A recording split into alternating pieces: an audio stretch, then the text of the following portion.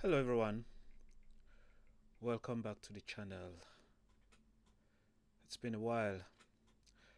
Today I want us to look at the 2025 Global Korea Scholarship for graduate students to study in South Korea.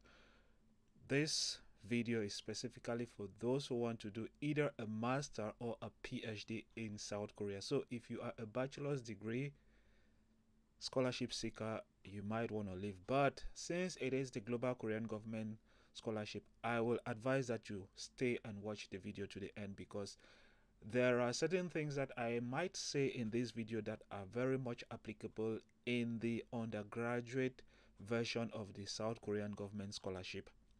But first, before we get into the detail, before we look at the application guideline, before we look at what is included in the guideline that might help you in your scholarship application, let's begin by sharing. You can share it on your Facebook page, you can share it on your Instagram, you can share it in groups. Help grow the channel, help us get to more people, because it is true, I get a lot of messages from people asking me to help them, but I can only help when I see that you're also trying to help the channel grow. So do well to share the screen. Do well to share the stream, sorry.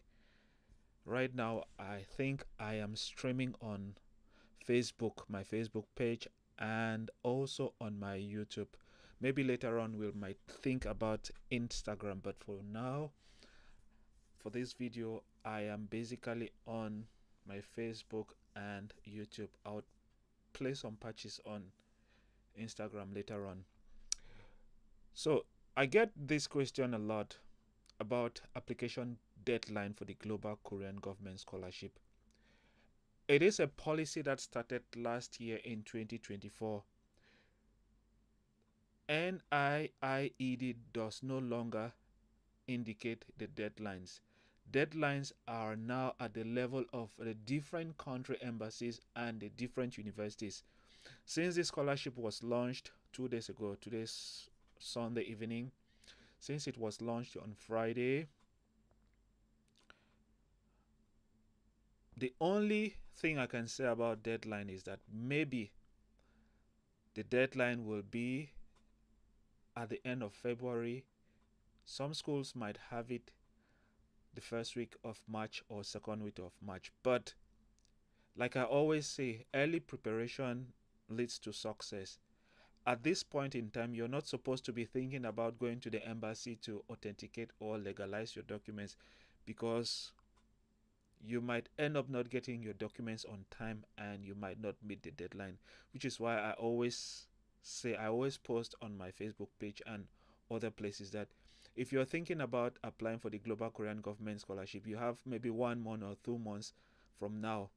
If you have not yet authenticated the documents that you're required to authenticate or legalize, like your document that proves your nationality, your degree certificate, and your transcript, go ahead and start doing those things, so that once the scholarship is launched, you would have all of your documents and all you have to do is just submit. Which means I hope that most of you have followed that advice, and maybe you already have your letters of recommendation and everything, and right now you're just like reading through your different essays, like statement of purpose, study plan, and then you submit. Because if you're still thinking about going to authenticate or legalize your documents at this point in time, you might be in trouble. Yeah, you might really be in trouble. That being said, in this video we are going to look at the application guideline for the GKSG, that's Global Korea Scholarship 2024 for graduate study applicants. That is for those who want to do either a master or a PhD in South Korea. That being said, I'm going to share my screen. This is not what I want to share. Why is it not picking this? Give me a second, guys.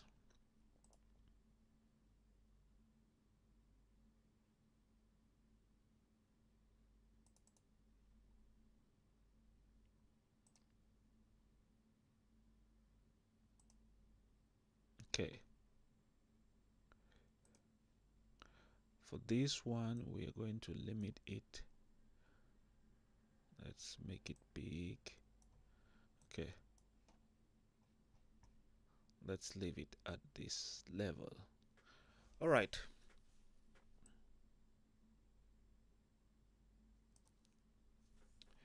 This is the application guideline, the 2025 Global Career Scholarship application guideline for graduate students. I'm going to try to make this video not too long, but I cannot promise that because I see 65 pages here. So normally it is run by NIIED, that's National Institute of International Education, South Korea. So normally the scholarship document is translated from Korean to English because Koreans speak Korean language. So in most cases, the Korean version has power. So in case you decide that maybe you want to sue them because of something that you think you got it right on this document, they would always refer you to the document that is in Korean language because maybe there might be a translation error. So you might want to take into account that fact. That being said, it is very important to know the objective of the scholarship. They say the Global Korean Scholarship is designed to provide international students with opportunities to study at higher education institutes in Korea in pursuit of academic degree, which will enhance international education exchange. Listen, education exchange and deepen mutual friendship. These are the key words in this scholarship.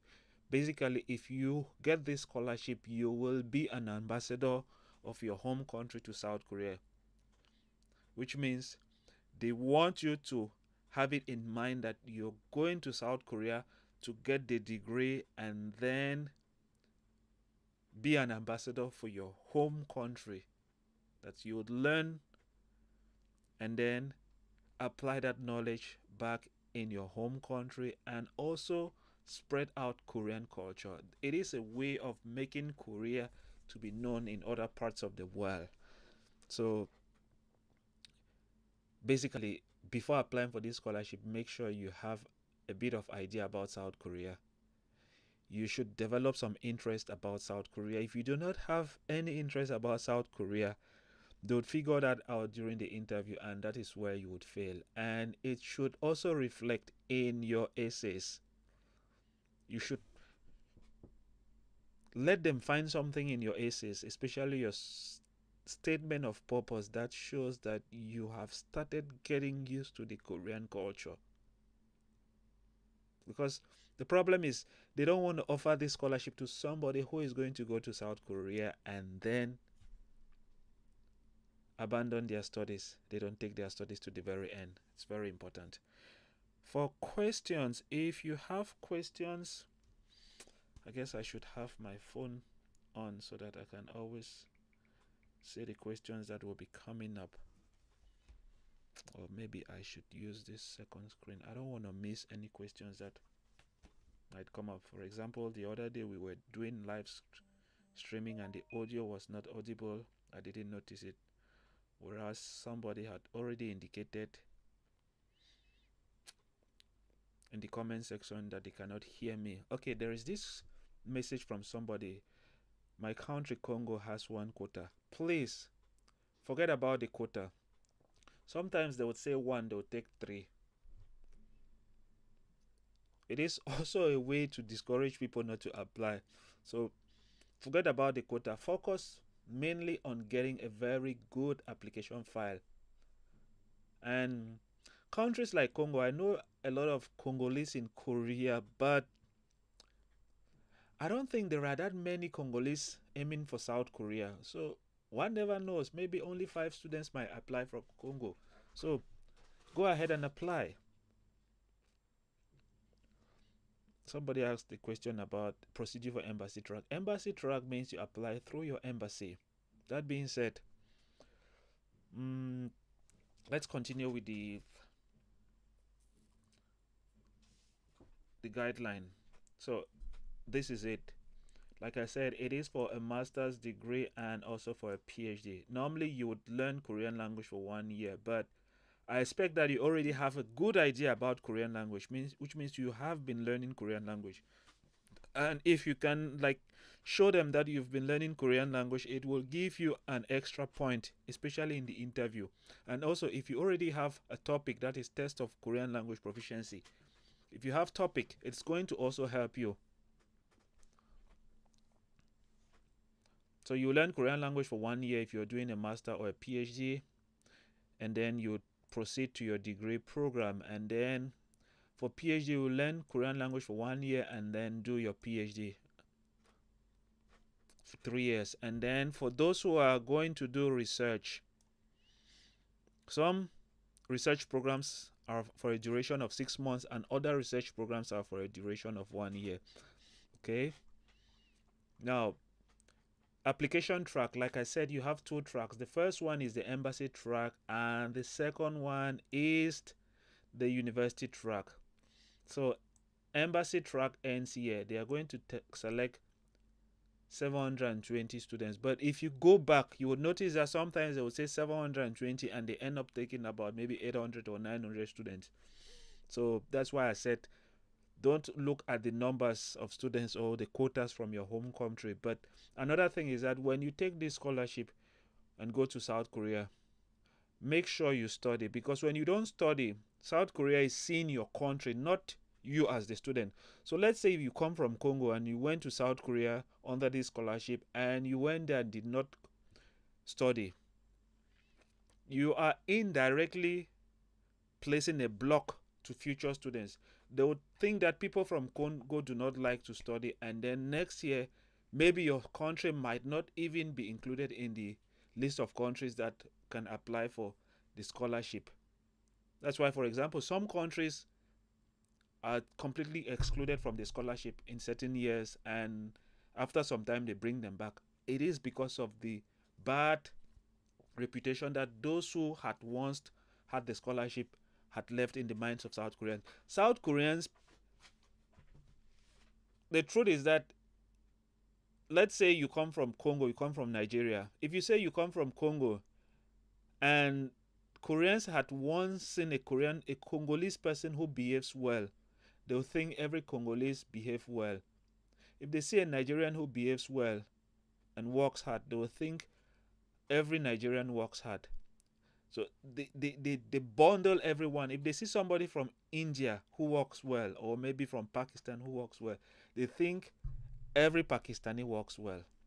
So when you get this scholarship and you go to South Korea, make sure you represent your country well. Don't leave a bad impression about your country in South Korea. That being said, let me see. Can I get you to YouTube? Just give me a second, guys.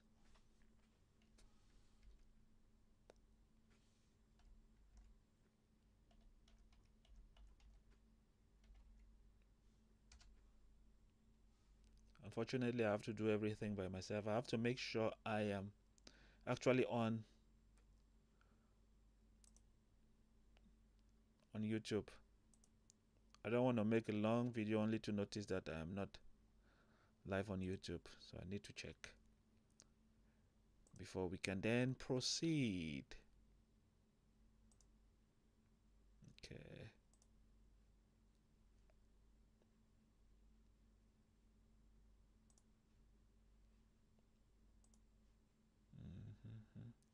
See.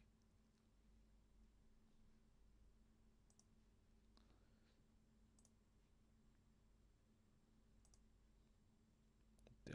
Okay. Please make sure you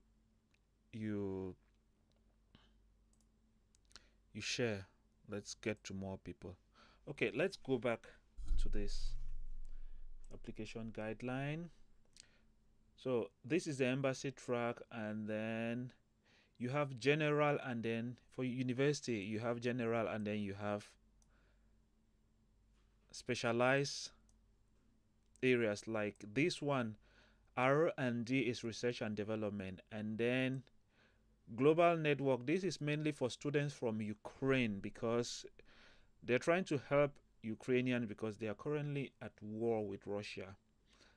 And then there is regional GKS, and then there is general GKS. I would explain what those two means, but most cases regional GKS is for universities that are out of the capital, Seoul, capital of South Korea.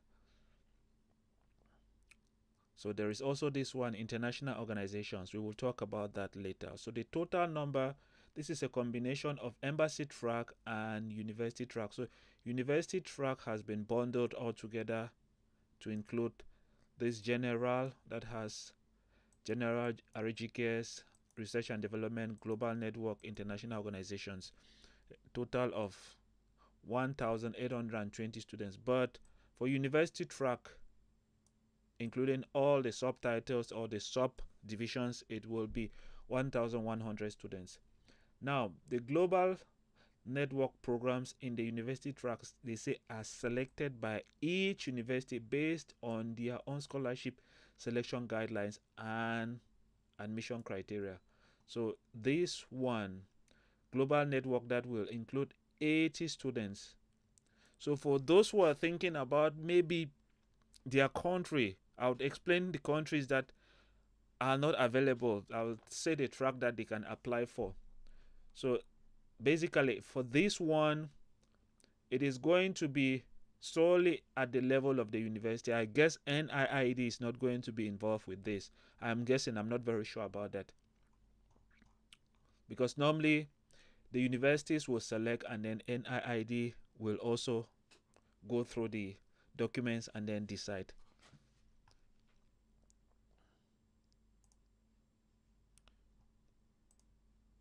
Okay, now for available fields of studies and universities, it says all academic fields established by GKS participating universities. Now, before we go into this, the details of this document, I think it will be nice for me to kind of explain how you can go about getting this document. Normally, for you to get this document, you have to go to studyinkorea.go.kr website, and then you would find this document. I think it's better for me to explain it while you watch it. Sorry guys, this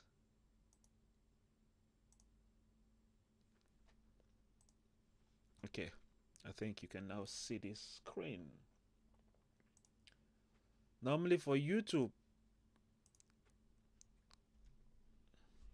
get the documents, that's why I was supposed to begin first. You have to go to Study in Korea. If you just type Study in Korea, you would find this website, studyinkorea.go.kr. It is here in Korea, Hanguk Hakjong Hak system. And then you will go down and look for GKS. And then you would find this 2024 application guideline, Global Korea Scholarship. And then you would find, if you go down to the bottom, you would find the application guideline, application form, university information. You have university information 1 and 2. On the university information 1 and 2, that's where you would find the different universities that are available for this scholarship. And then application form is basically the application form that you would use for this scholarship. Let me see if I have it downloaded, and let's open and then look at it.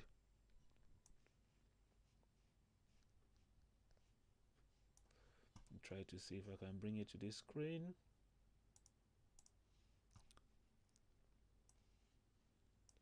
All right. So basically this is the application form.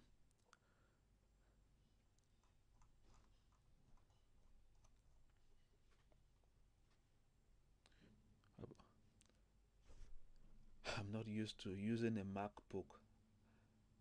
A transition from a PC to Mac, and Mac is giving me headache here. Anyway, we'll do another video where we'll look at the different documents. I just wanted to indicate that this is where you get the different documents on this website. There is no way I can attach it on my Facebook page unless I make a screen capture, because I know somebody was asking me to post the application guideline on my Facebook, but I cannot do that. Now let's continue with the application guideline. So they've given some instructions here. All academic fields established by this participating university. Note that the universities decide the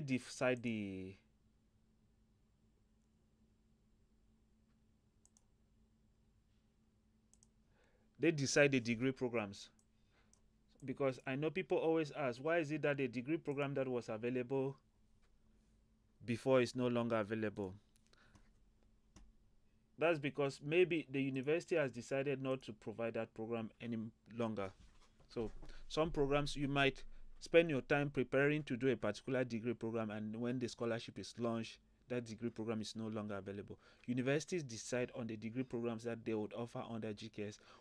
Before GKS announces that they will launch GKS, they do contact universities and inform them that they will be a part of the program, and the universities will then submit a list of degree programs that they would like to offer for that academic year. So there are sometimes changes that do occur. It also depends on the fact that maybe the school fees has increased, and that university knows that GKS can only provide up to 5 million per semester for the degree program, and they don't want to bear the extra cost, so they will take off the degree program and then offer only degree programs that are within the range that is covered by a GKS. So the academic programs offered must be under these conditions. I'm not going to go into some of these things. Like I said, applicants can only apply to the universities and departments that are listed in the university information document. I just showed you that university information document a few minutes ago. Let's go back to that GKS page. This is it, university information document. You have to download it and then open it. I actually have it here. So you have the different universities on this list. This is information one. There are two documents that you have to download. You have all the universities here, beginning from Ajo right down to Kim Young University. Ajo University is in Suwon. Kim Young is in Daegu. So you have to download the second one to see the other files. Yeah, so that being said, let's continue with the application guideline. This video is going to be really long, but I would make other lives later on where I would make short videos dealing with specific sections of this scholarship. So there are type A and type B universities. It's important that you take into account that. So these are type A universities. Normally, if you're applying for embassy track means you apply to the embassy in your home country. But if it happens that your country is listed in the embassy track and you don't have a Korean embassy, you have to look for the nearest Korean embassy that is, like, maybe a neighboring country has a Korean embassy. You have to contact them and ask them if you know that they do cover your country, then you can send your documents to them. But if you're not sure, you have to call them and ask them if they receive GKS scholarship application files, and they will let you know. So there is type A university. The first one is Academy of Korean Study. It's a university. There's Ajo. Right down to Yonsei. Yonsei is in Seoul. It's among the top 3 best universities in South Korea. It is very competitive. Very competitive. If you're thinking about studying in South Korea, make sure you have a very good profile before applying to Yonsei University. There is type B universities. Type Bs are mostly regional universities. They are out of Seoul. So for example, in type A, you have Chungang University, there is Dongguk. All of them are in Seoul, the capital of South Korea. JIS is not in Seoul. JIS is in Gwangju. It's Gwangju Institute of Science and Technology, but it is among the top universities in South Korea. It's a research institution, actually, that research university that is very much research intensive. So it is in a very high ranking, which is why it forms part type A. It's not that, because normally we say regional universities, but when we look at the list, we know that most of those universities are not inside Seoul. But it doesn't mean every type A is in Seoul. GIS is in Gwangju. Gwangju is about 2 hours away from the capital, Seoul, South Korea. There is Hankook. Hankook University, this one, I think it has 2 campuses. There is Hongik. This one is in Seoul. There is KAIS. KAIS is not in Seoul. KAIS is in Daejeon. It's a research institution. It is among one of those university institutions where if you graduate, there is a high chance that if you can get a recommendation from, in short, you have some benefits if you study at GIST and also at KAIST. I have talked about these things in other videos. So if you want to know, you need to go and look for my videos on GIST and KAIST to know the benefits that you can get if you study in this university. So these two are not in Seoul, but they form type. They are in the list of type A. KDI is not also in Seoul. KDI is in Daejeon, just like KAIST. But those are institutions that are renowned institutions. Pohang also, it's a university that is in Pohang. It's a seaside area. Pohang Postek University. So there are universities here that are not in Seoul, but they form type A. And then most of the universities, I think all of the universities in type B are not in Seoul. If I go through, Busan University is in Busan, Changwon is in Changwon, Cheonju is in Cheonju, Cheonnam is in Cheonnan, Chuseon, yeah. But if I go through all of them, none of the universities here listed. Kimyong is in Daegu. Yeah, most of the universities here are not in the capital of South Korea. But they are type B universities, and we also call them in most cases regional universities. Okay, so available universities by application track. So if you are applying for embassy track, you have general. You would select type A or type B. Normally you have to select either 1 or 2 from type A or 1 or 2 from type B. In all cases, you must select at least 1 from both tracks. So if you decide to select 2 from type A, you must select 1 from type B, because under embassy track you have to select up to 3 universities. If you decide to select 2 from type B, the next one must come from type A. You must select at least 1 from both types of universities. It's very important. They have clearly stated it. I think it is stated, if you go on this document,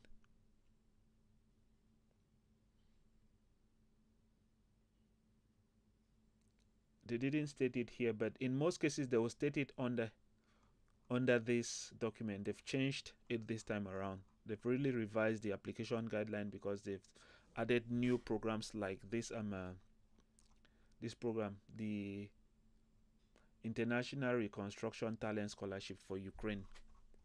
So even students from Ukraine, this is it, International Reconstruction Talent from Ukraine. International Reconstruction Talent from Ukraine, they'll select 80 students. So they would also have to select at least 1 from type A and then 2 from type B, or 2 from type A, 1 from type B. Then embassy track applicants may choose up to 3 different universities from, okay, this is what I was looking for. Embassy track applicants may choose up to 3 different universities from type A and type B, and must apply to at least 1 of the universities from type B. 3 different universities from type A and B, and must apply to at least 1 of the universities from type B. So you must make sure you select at least 1 from type B. So if you decide to select 2 from type A, make sure you select 1 from type B. If you select 2 from type A, select 1 from type B. There is no way you can if you select 3 from type A, your application will be cancelled. If you select 3 from type B, your application will be cancelled. So you must follow the instruction. And then for university track now, remember university track has 3. There is general, there's regional GKS, and then there's research. So they say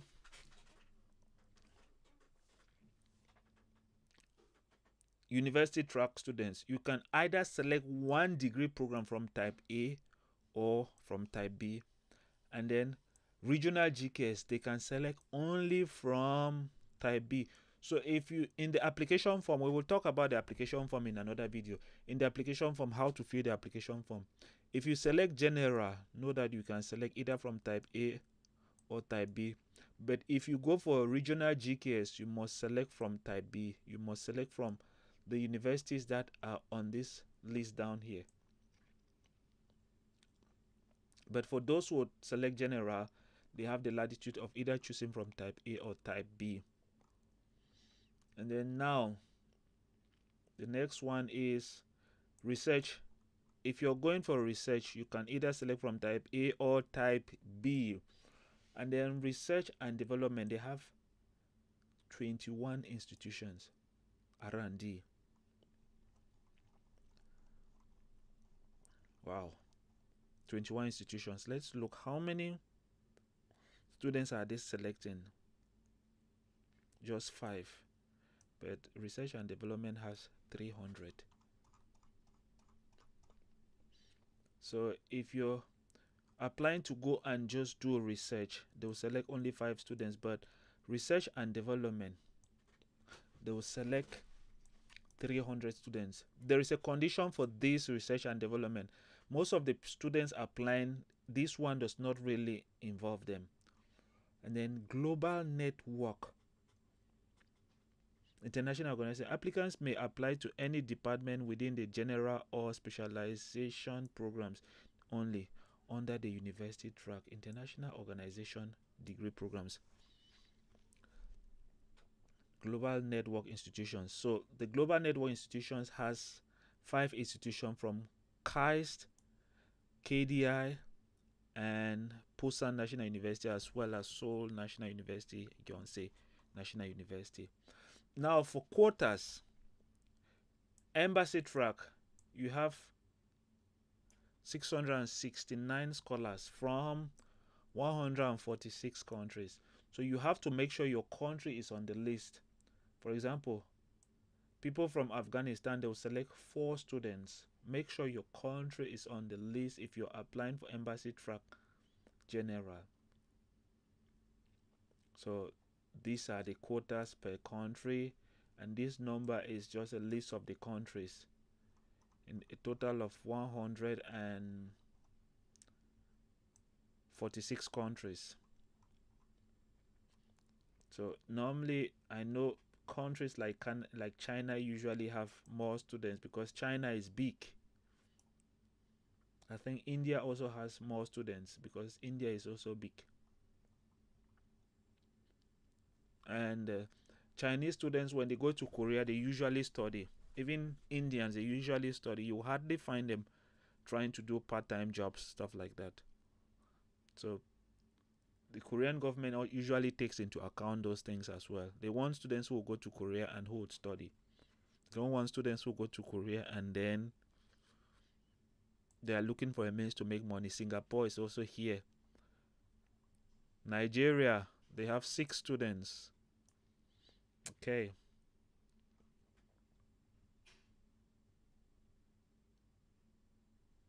Cambodia has 11 students. Oh, interesting. Laos has 10 students. So you have to, if you're applying for embassy track general, you have to make sure you look at the quota from your country before you apply. So it continues here. Continues right up to Zimbabwe with just 1. So when applying, make sure you go through the program. Egypt has 4 students. Germany has 4. Ghana has 6. Tanzania has 6. Like I said, India has a huge population, and they have a positive record as far as academics is concerned in Korea. So they have 25. Indonesia also, they have a good academic record in South Korea. United States of America made it in the list. 15. Okay. Overseas Korean. This is for Koreans who are living in outside of Korea, but they must be either in Canada, Cuba, Kazakhstan, Kyrgyzstan,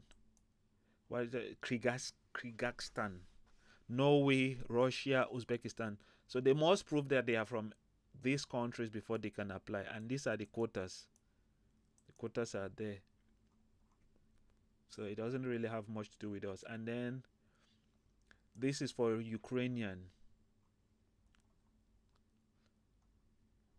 And then university track now. For university track, they are selecting 150 scholars from 55 countries or region. And then regional GKS, they will select 465 scholars from 56 countries or regions. So normally if you are applying for general, this is it. It says here general, and then there is regional GKS. So you must follow this section if you are applying for general, and this section if you are applying for regional. So for example, Algeria has 1 candidate for general and 3 for regional GKS, total of 4. So that's how you look at it. There is Cameroon here. They will select 1 candidate for general and then 8 for regional. So general, like I said, general can select either from type A or type B. But if you are applying for RGKs, you can only select from type B list of universities. So a total of 9 students will come from Cameroon. So go through the list and find out. Nigeria is here. They will select 1 from general and then 1 from general and then 4 from regional GKS. So that's how you go about looking at it. And then research, they will select 5 students. They say applicants are available from 157 inviting countries and regions for the embassy and university track. So they'll select only 5 candidates from 157.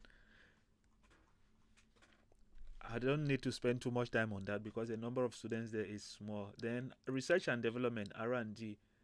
So 300 scholars from countries around the world. So this is open to every country, but this one is mostly people who are like working in research institutions or maybe even in universities, and they are very much involved in research.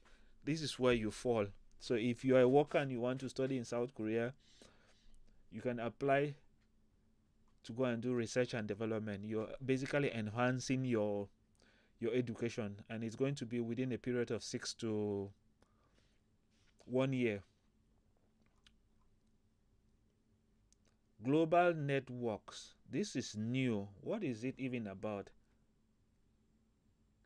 For this one, they say the number of students allocated to each university will be announced in February, as the university selection system has changed this year. Please check with each university for details on the application requirement, including qualification. So for this one, we will have to wait. I'll come back to you with this one. But there are just 5 universities that are involved, and these are strong universities in South Korea. Well, but they are in the A list of university or type A university. KAIST is a research institution that has a lot of advantages if you study from KAIST and graduate and then pick up a job. Things will be way easier for you as far as life is concerned in South Korea. Even Seoul National University and Yonsei. KDI is in Daejeon, just like KAIST. Busan University is in Busan. So basically, these 3 are out of Seoul. These 2 are in Seoul, the capital of South Korea. Now, eligibility. Normally, you are eligible if your country is on the list of countries that we've just mentioned before. If your country is not on that list, you're not eligible. So they say all applicants must hold citizenship of NIIED designated countries that are invited to take part in the GKS. So, like we've just seen above, these countries that are mentioned here, either under university track, general or regional GKS, if your country is on this list, you can apply. And then for embassy track, if your country is on this list of countries that are down here, you can apply. So you must make sure your country is among those lists before you can apply.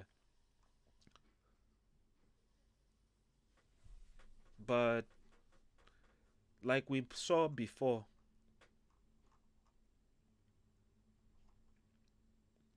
for research and development, this is open to every country. So they have really changed the policy this time around.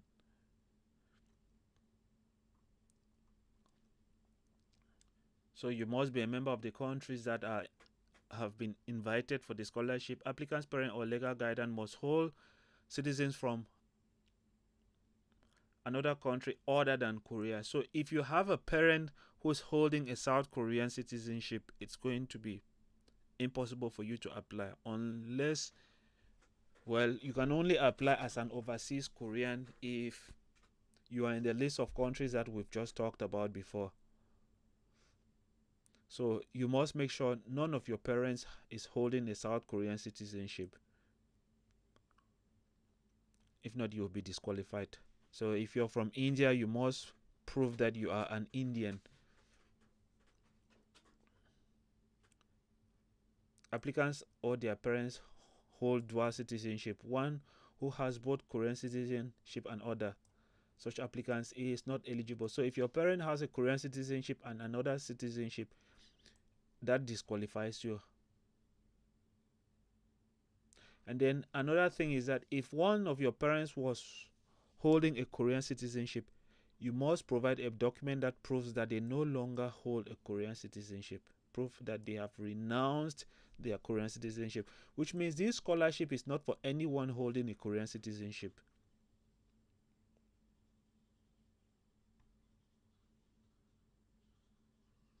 So this one also, make sure you don't change your citizenship in the process of applying or when you've already submitted your application file. Make sure you don't change your citizenship. And they say applicants from all countries around the world can apply for already an international organizations program. The international organizations program, they need to give us more information about this program. All applicants must have obtained and the required degree as specified below or must be expected to graduate by July. So let's say you've not yet graduated but will graduate maybe on the 30th of July, on the 31st of July, then you can apply for this scholarship. If you would graduate maybe in February, you can apply. If you can graduate in March, you're free to apply. If you can graduate in April, you're free to apply. If you can graduate in May, you can apply. If you can graduate by June, you can apply. But you must provide a document that shows that you will graduate before the deadline of July 31st. It's very important that you take into account this 2025.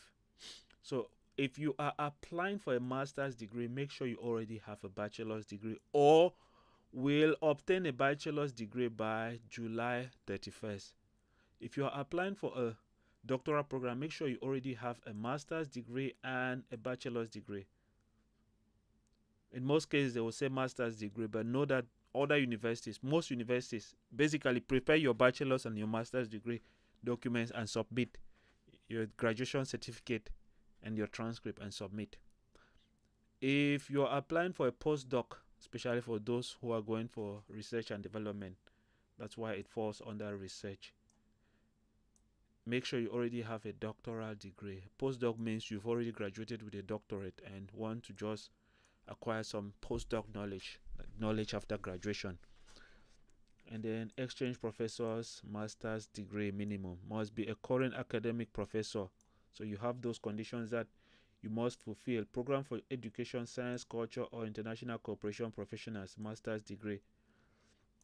I think this is the one that carries the information on. We just looked at it. Global network of scholars around the world. This program.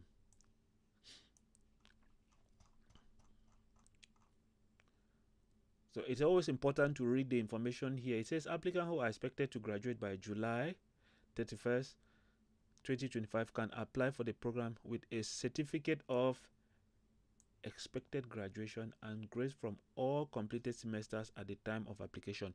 So let's say you want to do a master's degree and you're currently doing your bachelor's degree. Let's say your bachelor's degree is a 3-year or 4 years program.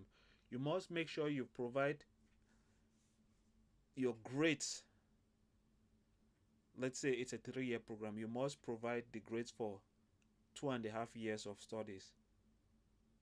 And know that if you get the scholarship, you would have to provide your full graduation certificates and transcript containing your total score with the final semester grades. So if, let's say, your country has a 3-year bachelor's degree program, and every year is 2 semesters, and you are yet to graduate, you're in your final semester, you would provide the last 5 semester results. If your country has a 4-year bachelor's degree program and you are in your final semester, you have to provide the grade for the past 7 semesters. Let's say your country has 3 semesters per year, then you would have to provide, let's say if you have 3 years bachelor's degree program, then you would have to provide the last 8 semesters, since you have 3 semesters per year for a bachelor's degree. If you have a 4-year bachelor's degree program, then you have to provide the last 11 semesters results. So you must take into account that. This is such applicant must submit their official graduation certificate and final academic transcript to the GK Center by July 31st. That's why they say you must make sure you're graduating by July 31st. Failure to do so will result in the cancellation of your acceptance. So if you have been accepted and you cannot provide the final graduation certificates, then you will lose the scholarship. Now for grades, they say cumulative grade point average of the entire academic from the previous semester. So let's say you have 2 semesters per year for a bachelor's degree. Then if you've already graduated, you have to provide the cumulative score. That means they've already combined everything and then you have your final grade. That's why they call it cumulative grade point average. And then it must meet one of the conditions below. For example, previous degree for a doctoral degree program is a master's degree program. So score percentile should be 80% or above on a 100-point scale, or be ranked in the top 20% of their class. So if your country's scaling or the grading system is not on a maybe 100-point scale, and maybe it is maybe on a maybe 50 or something, but you must explain to them. Your transcript should have something that explains the grading system. And also, if maybe your country is on the maybe 100-point scale and you are not between 80 and 100, but you were among the top 20 in your class, maybe you have 70, maybe you have 60 on a scale of 100, but you were among the top 20 in your class, you need to provide a document from your country that shows that you were among the top 20 in your class. Now, they say CGPA must be equal to or above 2.64 on a scale of 4, 2.80 on a scale of 4.3, 9.1 point on a scale of 4.5, and 3.23 on a scale of 5. So normally CGPA has different grading ranks. Some countries may use on a scale of 4, some countries may use on a scale of 4.3, some may use on a scale of 4.5, and some may use on a scale of 5. So if your country has on a scale of 5, know that you must have at least 3.2 or above. If your country is dealing with a scale of 4.5, you must have at least 2.19 or above. If your country is dealing with a grade point of 4.3, you must have at least 2.80 and above. If your country is dealing with a grading scale point of 4.0, then you must have at least 2.64 and above. It's very important that you know that. Once you can fulfill any of these conditions, do not worry about the fact that some students might have maybe a greater score than you.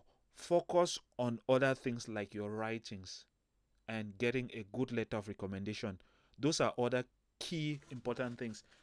I usually tell people that your scores are important, but they are not as important as your academic essays.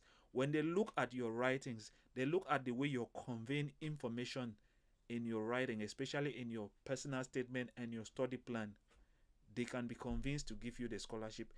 Somebody might have maybe even 5.5 if their GPA is on a scale of 5, but they see somebody who has maybe the minimum required GPA of 3.25, but this person is able to write a very captivating, because what is important about a personal statement is that when they start reading your personal statement, they should not feel like, I don't want to continue reading it.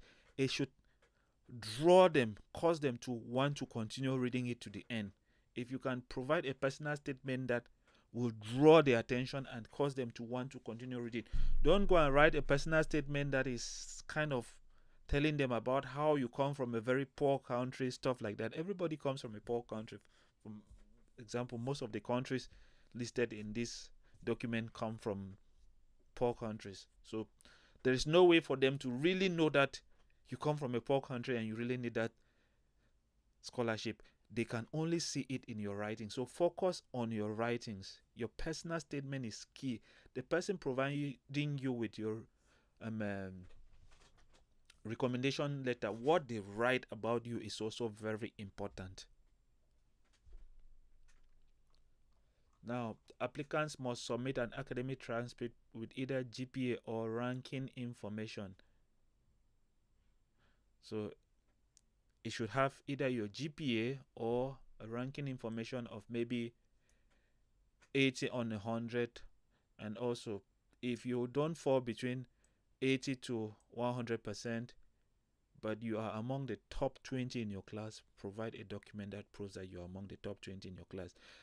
They have launched this scholarship, but they've not yet provided every necessary document. For example, there is also the document that usually say frequently asked questions. They've not provided that document. They'll provide it later on. They always provide it later on. It has a lot of information. You need to read that document as well. So they say if a transcript does not provide CGPA in any one of the accepted GPA scales, like that is from 4.0 to 5.0 or 100% or 100 point scale, then the applicant must submit a transcript converted into one of the above GPA scale as a supplementary document. So if you don't have a document that shows the grading point on a scale of maybe 4.0 or 5.0, or maybe on a scale of 100 point, then you need to provide an extra document. You can use Scholaria or any converting website to convert your grades to the accepted forms that they've provided here, but you must make sure your school validates or approves that document, that it is equal to the grading points. They must confirm the results before you can submit. So it's going to be a supplementary document. These applicants who are expected to graduate must submit their grades for all completed semesters at the time of application. It's very important. Like I said, if you know that you are in your final semester, in your final academic semester, let's say your academic semester is 6, let's say it's a 3-year degree program and the semesters are 2 semesters per year, which makes it a total of 6, and you are in your 6th semester, then you need to provide the grades for the 1st, 2nd, 3rd, 4th, and 5th semester. And then by the 31st of July, you must make sure you provide all of your results, your complete results. That is from the 1st, 2nd, 3rd, 4th, 5th, and then the 6th semester. Now for age, they say you must be under 40 years of age. So people like us, we can no longer apply because we've already become very old. We no longer need it because we already have the degrees either way. And then they say current academic professors in one of the official development assistant programs, recipients who are under 25. This one is for people who are doing ODS, which means they've already acquired all of the degrees. Like they already have a master's and a doctorate degree, apart from one program where you can apply with a master's degree, but you must be working in a research institution or maybe in a university. So if you want to know if you fall under this group, I believe most of the people watching me do not fall under this group. You need to look at the OECD list of dark countries. Language ability. Applicants who are expected to complete the IRTS Korean language program by August are eligible to apply if they have achieved a topic level 3. So this one is for Ukrainian. This one is mainly for Ukrainian. International research talent. Then accepted certificates include topic results from the 87 to the 100 exams and topic IBT results from the 1st to the 7th exam. Normally topic does expires. That's why they are providing this information. Topic does expires. So if you have a topic that says it is number 86, it has already expired because it's not your language. It means if you're not using the language, you're losing the language. So the only way you can prove to them that you really know Korean language is that you're constantly taking the exams to improve your Korean language ability. All applicants must be of good health. That is normal. They don't want you to go and fall sick in Korea and then maybe abandon your studies, or maybe you start spending money to treat yourself. Restrictions. There are restrictions. A person who has graduated or expected to graduate from a Korean high school. So if you had your high school certificate or you did your high school in South Korea, you are not eligible for this scholarship. They say for those who have also obtained an online degree program, it's not possible for them to apply also. And then a person who is currently in his or her final year at a Korean university cannot apply. So take note of being in a Korean high school or in your final year in a Korean university, you cannot apply for this scholarship. A person who has previously received a scholarship from the Korean government is not eligible. So, but let's say you had your bachelor's degree and you've graduated. It's possible for you to still apply for the graduate. So let's continue. A person who had previously enrolled at a degree program through a Korean government-sponsored scholarship other than NIIE, this administered program, cannot apply. I know students who had their bachelor's degree and then applied for master's degree under GKS and they obtained it. I know students who had their master's degree under GKS and applied for PhD and they had it. So normally they are saying here, unless they've changed the rule, that if you had once obtained a person who had previously enrolled at a degree through the Korean government sponsored program other than NIDs cannot apply. So if you had once had a degree or a scholarship under any other Korean government program, you cannot apply. But if you had once applied through NIIAD, that's the GKS scholarship, you're free to apply for this scholarship. So let's say you had your bachelor's degree under GKS, NIID, because GKS is under NIID, you can apply. But if you had maybe any other program, because Korean government has other scholarship programs that they do run, if you had one of those scholarships, you cannot apply. A GKS scholar whose scholarship was cancelled, if your scholarship was cancelled, you cannot apply. A former GKS scholar from a degree or research program whose scholarship was cancelled cannot apply. So if you had once had anything that has something to do with NIEED and then it was cancelled, you cannot apply. So even if you did Korean language for 1 year and then abandoned it, or it was cancelled because you could not obtain the required topic score, you cannot apply for this scholarship. If you had once applied for research and development and then it was cancelled, you cannot apply. You've been banned from this scholarship for a certain period of time. They say cancellation of scholarship means a GK scholar either withdrew from the program or his or her scholarship was forfeited due to cumulative warnings. So for example, you had some issues and you were receiving warnings and then at the end your scholarship was cancelled. You can no longer apply. A former GKS scholar who had received scholarship from GKS non-degree program for exchange student and okay, so if you had another scholarship that has nothing to do with GKS, you can apply. That's what I was explaining here. So take note of that. A former GKS scholar who had received scholarship from non-GKS degree program for exchange. So let's say you went to Korea as an exchange student and then you now want to apply for the GKS scholarship to go and study in South Korea, you're free to apply for this. And then final successful candidates of the GKS program from the past 3 years who have withdrawn from the program or was qualified from the program prior to enrollment cannot apply.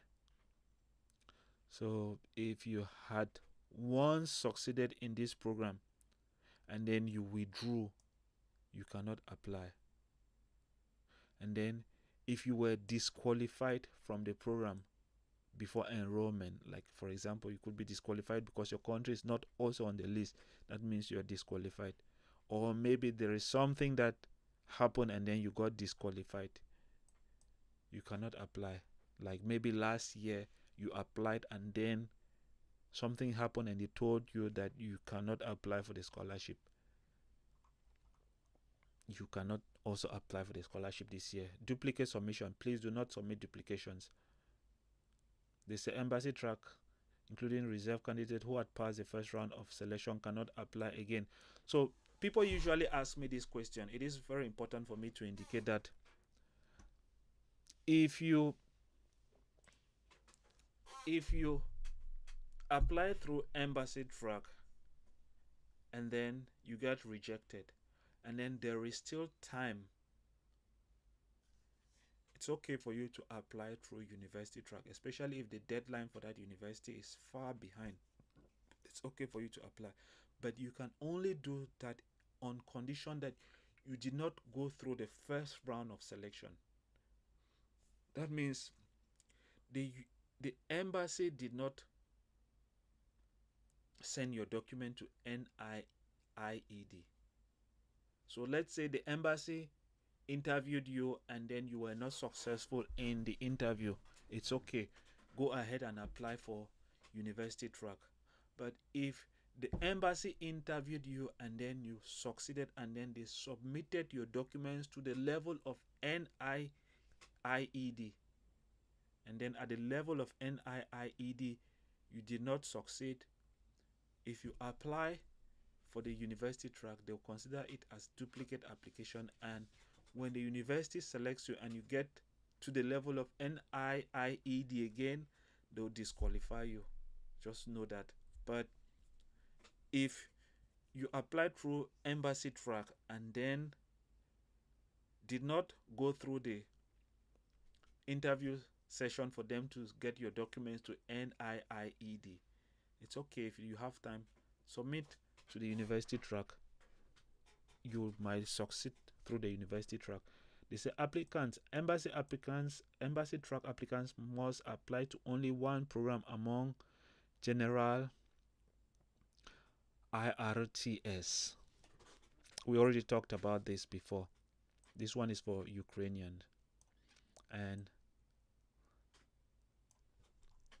we'll talk about this in another video again. I already mentioned it before. Overseas Korean university track applicants must apply to only one program among general. This is for Koreans. I don't think there is any overseas Korean here who might want to apply, so we will skip that.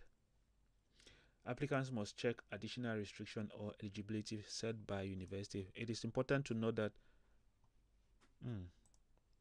sorry, I didn't know that I was no longer sharing my screen. Let's go back. Make sure you don't submit duplicates. We were here. They say for embassy track applicants, they must submit only one program among the general and IRTS. And then this is for overseas Korean. Like I said, I don't think we have that many overseas Korean. We already looked at the list of overseas Korean. And then applicant must check additional restriction or eligibility set by university. Normally, GKS has its restrictions. The universities also have their own admission requirement. So please check if there are any additional eligibility set by each university. So you have to go to the different university website and look at their eligibility criteria. So they say please check if there is any eligibility set by university. For example, some universities might even want you to have a certain level of topic. So they say all GKS scholars should achieve at least topic level 3 to proceed to their degree programs. Normally they would give you a 1 year period to learn Korean language and then write topic. You must obtain at least topic level 3. Topic level 3 does not necessarily mean that you know Korean language very well. You might be able to understand a bit of Korean language and then proceed and then forget everything, especially if your degree program is in English. If your master's and PhD is in English, before you finish your degree program, if you are not using the Korean language, or if you are not learning, if you do not continue learning before you finish your degree program, you might have already forgotten a lot of things, because topic level 3 is not that difficult to get. If you're focused, you get topic level 3. However, some departments of degree universities may have additional requirement, e.g. topic level 4. So some might, if you're choosing your degree program, you have to go through that university requirement documents. We'll make another video on those documents. You must make sure you check the different requirements for your degree program. Don't go and apply for a degree program that says that you must have at least topic level 3 before applying for that program. If you apply without submitting a topic score, then you've wasted your time and money. Some degree programs might say you should have at least topic level 4. If you go and apply without checking on that university information file, then know that you must have wasted your time for nothing. So if you do not meet any of the requirement, it says if you do not meet this requirement and fail to enroll in the university, your scholarship will be cancelled. Okay. And that is because normally they will give you 1 year to learn Korean language and then proceed to your degree program.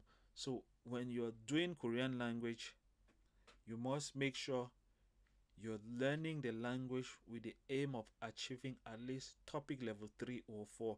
You must make sure you meet the university requirement. If you don't meet the university requirement, you will not proceed to your degree program. It's very important.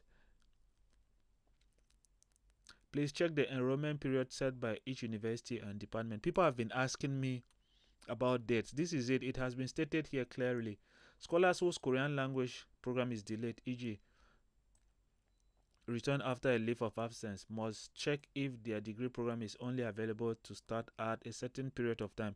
This is because, for example, some universities might be providing maybe software development as a degree program, but maybe that software development program, let's say for example, Aju University might have software development as a degree program, but that program does not start every semester. Maybe that program is available only in the winter session.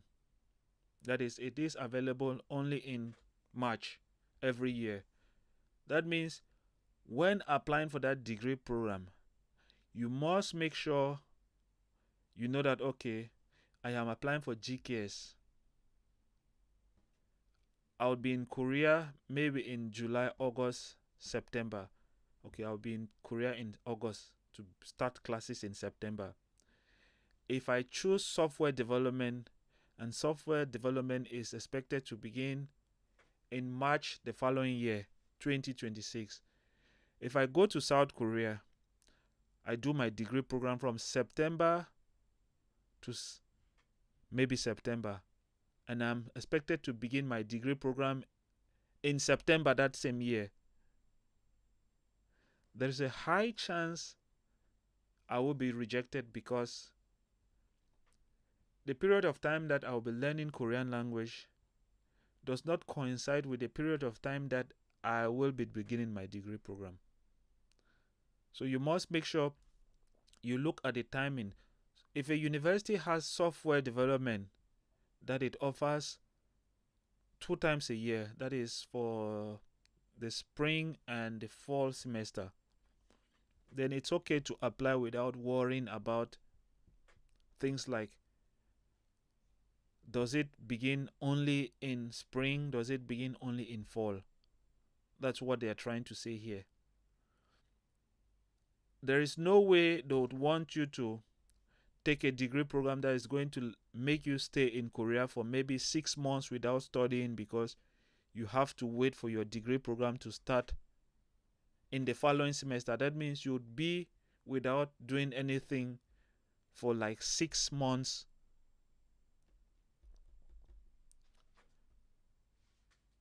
That is extra cost for GKS. They have already looked at everything. 1 year for your Korean language, and then once you finish your Korean language, the beginning of the semesters, you begin your degree program, which means the semester might begin in like maybe 1 or 2 months afterwards. You begin your degree program. They don't want a situation where you would have to wait for maybe 5-6 months before you begin your degree program. So you must make sure when enrolling, look at the degree program and know if the degree program accepts students every semester. If the degree program accepts students only once in a semester, you have to be careful when selecting it so that you don't go and fail because you choose a degree program that doesn't match up with the time when you would finish your Korean language. So, for example, if a specific department or major only allows students to start their first semester in September, relevant scholars may not be able to enroll in the degree program in March. That's exactly what I was saying. Wait, it doesn't continue. Did they make a mistake in that? Okay, now this is the application list of documents that you need to submit. So if you see this is master's, doctoral, and research, when you see required, it means you must provide. Required means it must be provided. Optional. Form 5 Korean language program exemption. Application only applicable for current academic professors. So academic professors, it's optional. If they have Korean language, they can provide it. It will help with the application, but they don't really need to provide it. Then GKS applicant, Form 5. Form 8 required. Personal medical assessment required. It's a document that you just fill out. We'll look at the application form later on in another video. Consent to collect and use information. They didn't say anything here. but you need to just provide it. And then there is these other documents. These are required documents also. Proof of citizenship, bachelor's degree authentication, and transcript authentication. And then for those, this is for those who are applying for masters. And then for those who are applying for PhD, you need to provide your master's degree certificate or diploma. You need to provide your transcript. For those applying for research also, is the same thing. They need to provide it. It's necessary. Then apostille, relation of documents. So normally these documents here need to be apostilled.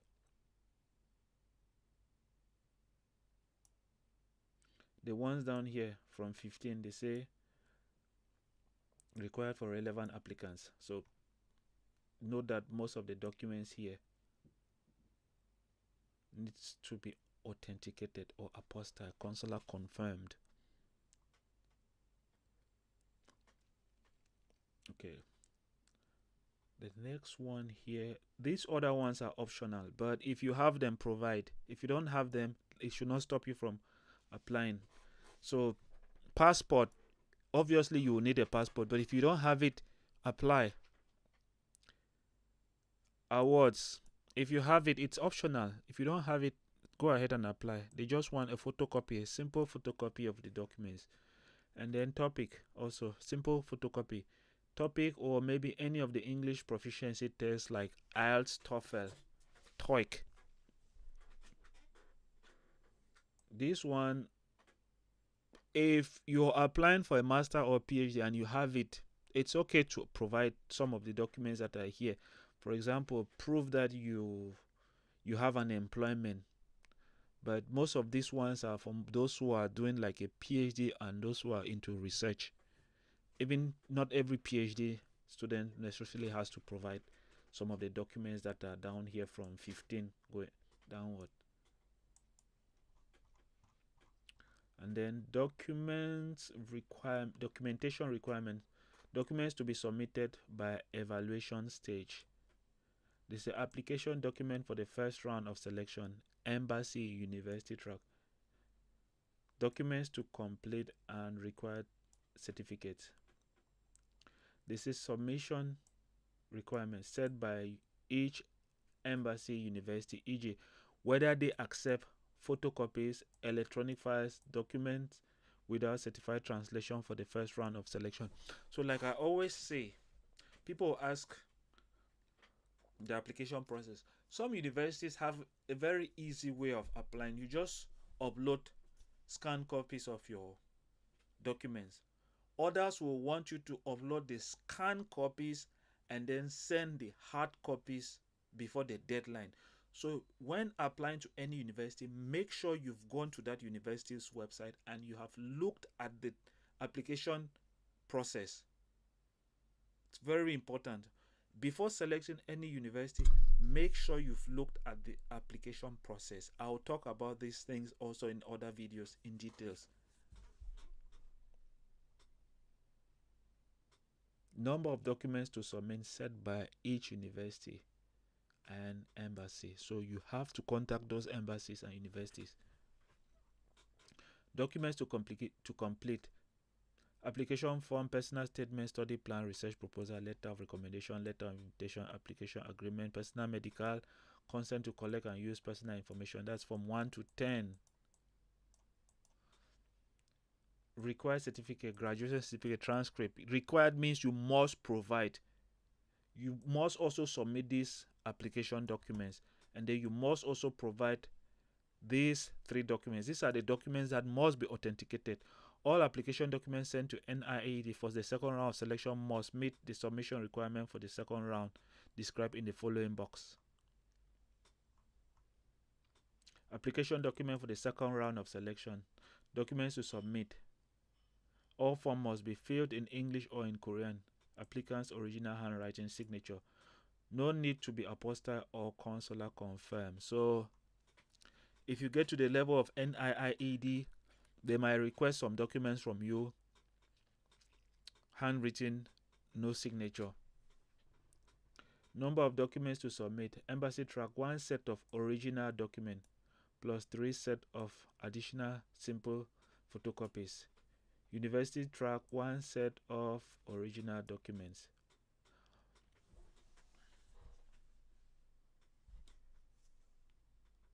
When I usually talk of 1 set of original documents, people still do not understand the meaning of 1 set of original documents.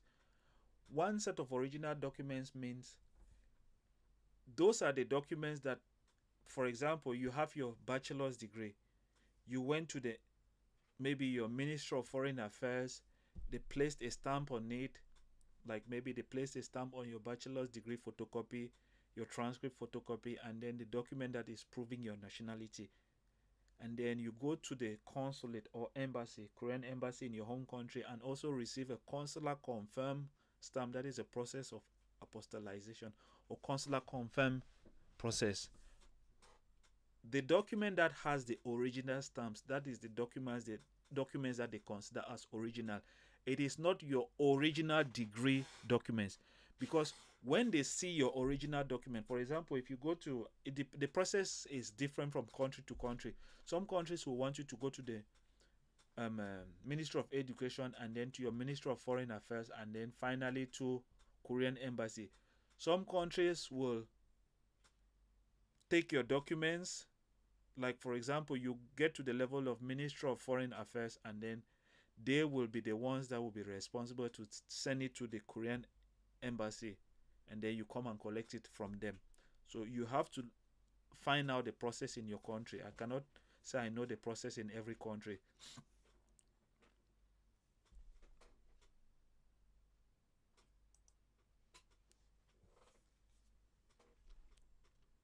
So the originals are the documents that they've placed stamps on them, not your original document that you received from your university. It is mostly photocopies that have received stamps from maybe your Ministry of Education, your Ministry of Foreign Affairs, and the Korean embassy or consulate has provided a stamp on it. I'll provide documents that are samples of what other students had once done, so that you guys can like see it in future videos. Require certificates. So documents written in English or Korean must be apostille or consular confirmed. Apostillization and consular confirmation are 2 different processes. I have videos on my channel explaining those 2 processes. Consular confirm means you go to the Korean embassy. The process of apostillization is carried out by, in some countries they have an office for that. In South Korea you have MOFA, Ministry of Foreign Affairs. I've been there, so I'm explaining based on my experience in South Korea. You go there, and then they'll place a stamp there that says apostilled. They usually place it at the back of your document. So these are 2 different processes. If you apostille, you don't need to do consular confirmation. If you go to an apostille office, if your country is on the list of countries that are members of the Apostille Convention of Countries, because not every country is under the Apostille Convention of Countries. So you must make sure your country is on the Apostille Convention of Countries for you to provide an apostillization. For consular confirm, this is at the Korean consulate or embassy. But before you get to this level, in most cases, you must have at first gone to maybe your Ministry of Education and your Ministry of Foreign Affairs. So it's very important that you know that for some countries, you go to your Ministry of Foreign Affairs, and then next, Korean embassy or consulate to get a consular confirmed. For some country, you go to your Ministry of Education first, and then Ministry of Foreign Affairs. You need to ask from other students the process. I don't know the process in every country. While apostille, like I said, it's different. You must come from a country that is under the Convention of Countries that can do apostillization. So your document must be in English or Korean. And then another thing, documents written in other language, written in a language other than English or Korean, must be submitted together with a certified translation. There are certified translation offices in every country. That office must have the authorization to translate documents. So you must use a certified translator. And once you do that, you go and obtain an apostille and a consular confirm form on either documents. They say on either documents. It can be either on your original documents or certified translation. Again, original does not mean your original that you receive from your university. Original, when they photocopy your documents, like for example, if you go to your Ministry of Education, they put their stamp on your document. You go to your Ministry of Foreign Affairs, they put your stamp on your document. And then you go to the Korean embassy and consulate, they put their stamp on your document. That document is now considered original, but they can only do that when they have seen your original from your university. So they make something that in some country we say true photocopy of your original. So in this case, if your document is translated, you can either put a consular confirm or an apostille on your document that is maybe in Hindu or maybe in Igbo or any language, I don't know. Or you can put the stamps on the translated copy that was translated to either English or Korean language. So this is what it says. If your country belongs to one of the member countries of the Apostille Convention, submit your required certificate with apostille. That's what I was saying. Not every country can do an apostille. Number of documents to submit. Embassy tracks 1 set of apostille or consular confirm plus 3 sets of additional simple photocopies. So those documents that you took a stamp on them, you make a photocopy with those stamps on them, and then you make a photocopy 3 times. So for example, on your bachelor's degree and transcript and then your certificate of nationality, you have to make 3 extra photocopies of those documents with the other application forms, 3 sets each, and then submit. University track, 1 set of apostille, consular confirmed. So for university, it's just 1 set of original document, and then for embassy track, 1 set plus 3 sets of photocopies. I have videos on the channel where I explain these things. Things to note when submitting application document. Wow, time runs. Things to note when submitting application documents. Application documents for the first round of selection. All documents must be submitted in English or Korean. Each embassy university may add or simplify documentation requirement at their own discretion. That's why I said that you need to follow the process of application for the different universities. Some university will want you to just upload photocopies of your documents, your original documents, online, and then they would evaluate you and then maybe tell you now to send authenticated copies, or they will just look at those photocopies online and then accept you for the scholarship. So you need to follow the different universities application process. That's why they say each embassy or university may add or simplify documentation requirement at their own discretion. So they have the right to decide on how they will go with the application process. But know that when they accept you, you get to NIEED. You must follow the NIEED process that we've just talked about here. You say all applications sent to we've looked at it up here. Documents to submit by evaluation stage. If you come back here and watch this video, you can understand what I said about that section. They say applicants should check with embassy university for detailed information on application submission. So like I said, some universities might want you to just submit online and that's it. Some university might ask you to submit online and then print out some documents online. You fill the application online and then print out and then submit. You have to go to the different university website that you're considering and look at the application process and follow the application process.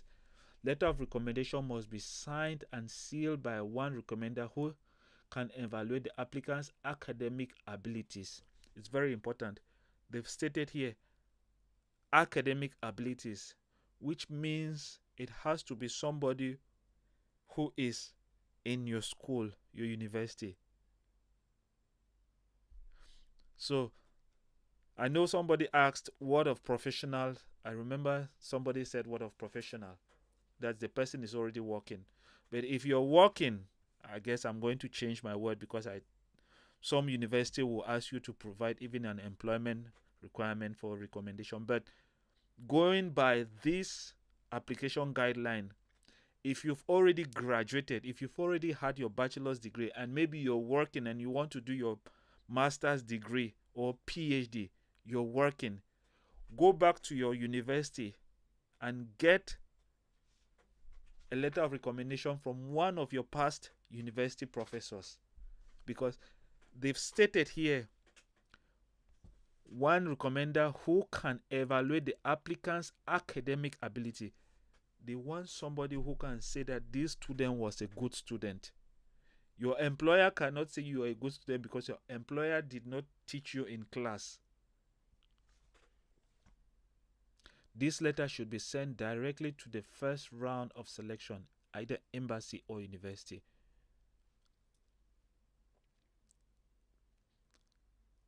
Okay, examples of recommenders include a supervising professor, department head, or specialist in the applicant's field of studies. However, applicants recommended by international organization, however, must obtain a letter of recommendation from the partner university affiliated with the international organization. So you have some of those students who will be going to South Korea for things like research and other things. They have a different process to go about with their letters of recommendation. Application document for the second round of selection. Successful candidates for the first round must meet the submission requirement for the second round. If any of the required documents are not submitted, or if any of the application forms are submitted without applicant signature, his or her application document may be excluded from evaluation. So make sure you sign all of your documents. All application materials submitted to NIID will not be returned. That one we know. So they say this one is also important. Some universities might require portfolio. So for example, let's say you are into arts, drawing, things like that. They want to see some of your past artworks. That's what we call portfolio. Most artistic types of field will require you to provide a portfolio. So you must be ready to provide a portfolio. And some of those things will be sent directly to the university. Documents to submit. Official certificates such as birth certificate or family register issued by a government that proves family relationship between an applicant and his parents and their citizenship. It is important. This document is important because it will tell them if you are related to a Korean, because this scholarship is not for those who have a Korean parent. So they say if one cannot submit necessary document due to an absence of their parents, e.g. divorce or disease, please provide additional document, e.g. divorce certificate or death certificate, that explains the reason for not submitting their proof of citizenship. It's very important. You must provide something. This is for Chinese. Chinese applicant must submit a household register or a certificate of kinship. If it's in Chinese, it must be accompanied by translation. If applicant or their parents' citizenship information is not indicated in the above document, then submit valid passport copies. Do not need to apostille or consular confirm as supplementary. So let's say you have your birth certificate, but it does not carry your country of birth. Just make a photocopy of your passport and submit. It's very important. We'll come to this in subsequent video. Ethnic group, place of birth, or current residence in the submitted document are not accepted as citizenship. So if you come from maybe Igbo land, for example, for my Nigerian brothers, it's not your country of birth. It must indicate that you are from Nigeria. If passport is not available, please submit other government issued document. Needs to be apostille or consular confirmed, or a copy of an ID card that clearly indicates citizenship information. Does not need to be apostille or consular confirmed as supplementary document. So most of the time they would need a simple photocopy. If supplementary documents submitted in addition to a birth certificate or a family registry are not reliable, such application may be put at a disadvantage. So normally you have to authenticate either your birth certificate or the family registry certificate. But if your birth certificate and your family registry does not say your country of birth, that's when you can provide either your passport if it carries your country of birth, or your maybe national identity card if it carries your country of birth.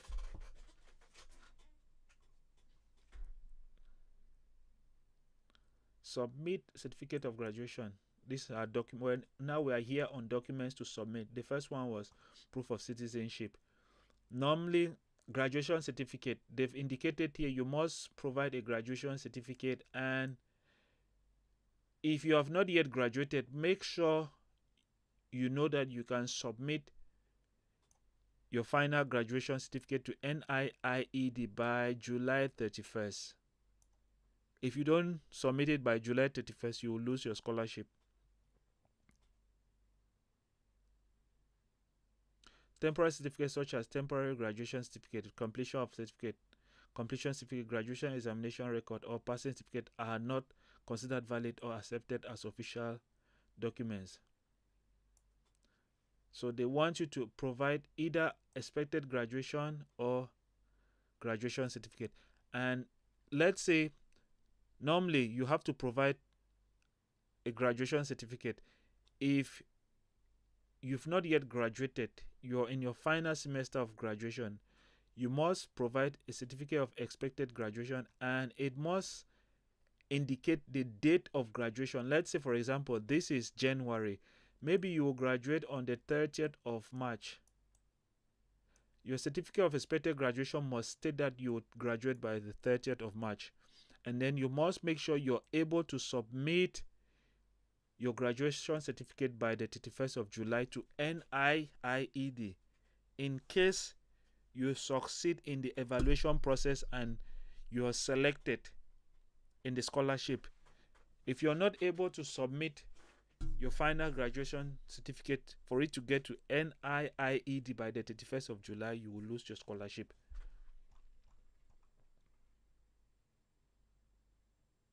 This one is for Chinese students. And then this one now is transcript. So normally they want a transcript that is issued by the university where you graduated from. And also, it has the same information. You must make sure you're able to submit your graduation transcript by the 31st of July. So for example, if you know that you'll graduate again on the 30th of March this year, we are in January, that your transcript should indicate that you'll graduate by the 30th of March. And also make sure you know that you'll be able to receive your original graduation certificate and graduation transcript and submit it to NIIED by the 31st of July. If you miss the deadline and it gets to them by the 1st of August, it will be a problem for you. That's what they say. Failure to submit the final will result in cancellation of your acceptance. And also, if the CGPA is not indicated in one of the acknowledged CGPA scales, that is 4.0 or 5.0 or a scale of 100, provide a document that converts your grades into one of the accepted scales. They can only accept 4.0, 4.3, 4.5, 5.0, or on a scale of 100 point. You can convert it to one of those acceptable scales.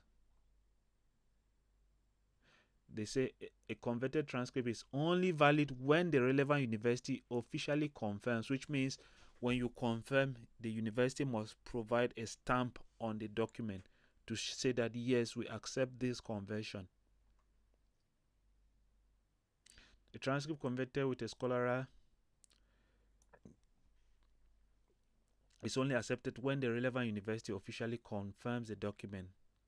It doesn't need to be apostille. So all you need is your university stamp on your document. So if you don't convert it, you might be in problem. Transcript indicated with a GPA for the entire academic curriculum will be accepted even if it does not have the GPA per semester. So normally, even in South Korea, the GPAs are placed per semester, and then at the end they have a cumulative GPA, that's a CGPA. So if you have only GPA per semester, you don't have a CGPA, which is a cumulative grade point of all the semesters of studies, they will still accept it. So if you have, like, maybe during your bachelor's degree you had a 3-year program, at the end they just said you have maybe 3.2 on a scale of 4.5, they will still accept it even if it does not have your GPA per semester.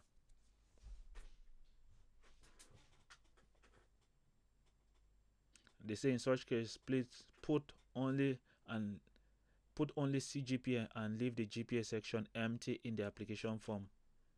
Academic transcript without a CGPA or without ranking information may be put at a disadvantage.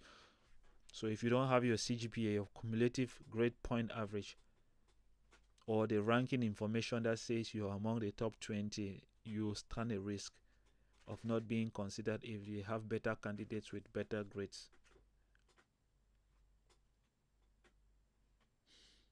This is for students who have been transferred. If a transcript of a transfer student does not include the grades of the previous semester, submit an academic record of the previous university as a supplementary document. So if you kind of changed university, provide the transcript from your past university and the transcript of your current university. But they say it needs to be apostille or consular confirmed, says here. Letters of recommendation. The letter of recommendation will come from a professor, department head, or other relevant individuals at the applicant's university. Like I said, they want somebody who can attest to your academic ability. This recommendation letter should be dated within 1 year of the application deadline. So, like I said, those who've already received their recommendation letter, maybe even 6 months ago, it's still valid. Documents to submission. Applicants recommended by international organization must submit a recommendation letter from partner university affiliated with international. This is for international organizations. We will skip all of this because it's mostly for topic. If necessary, it's optional. If you have topic, note that your topic should carry either 87th or between 87th and 99th. If you have a topic that says 86, it's already an old transcript. And then English proficiency, TOEFL or IELTS, they say it must be February 2028. The expiration date of the certificate must be February 2028 or later. Okay, so if you submit a transcript, if you submit an English proficiency that says that it will expire on the 28th of February, it is valid. If you submit an English proficiency that says it will expire today, the 26th of January, they will not accept. If you submit an English proficiency that says it will expire on the 1st of March, it is valid. So it must be from the 28th of February to any date ahead, not before. So if you submit an English proficiency that says 27th of February,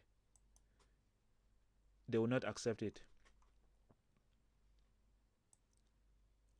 Other materials, if necessary, this is optional. Submit materials such as award. So if you have an award, submit them in simple copies. If you have any award, submit. Do not ignore them. They would help.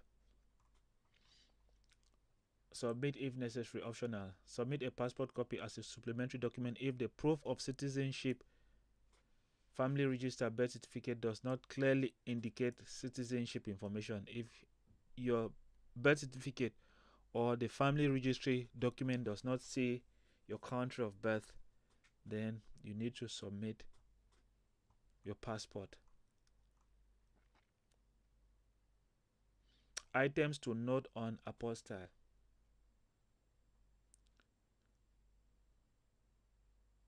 Required, like I said, it means you must submit, and it must be Apostille or consular confirmed.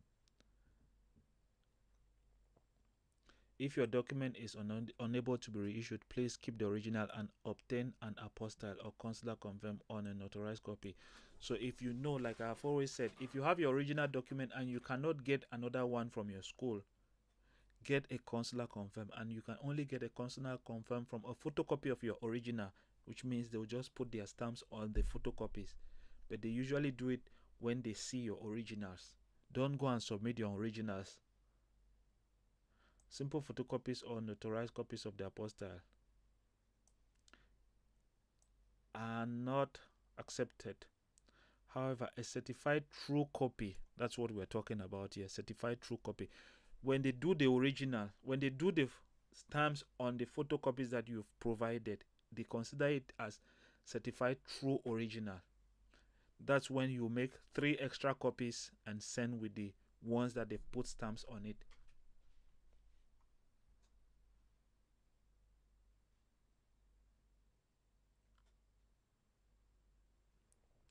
So I will skip all of this place because those ones are self-explanatory.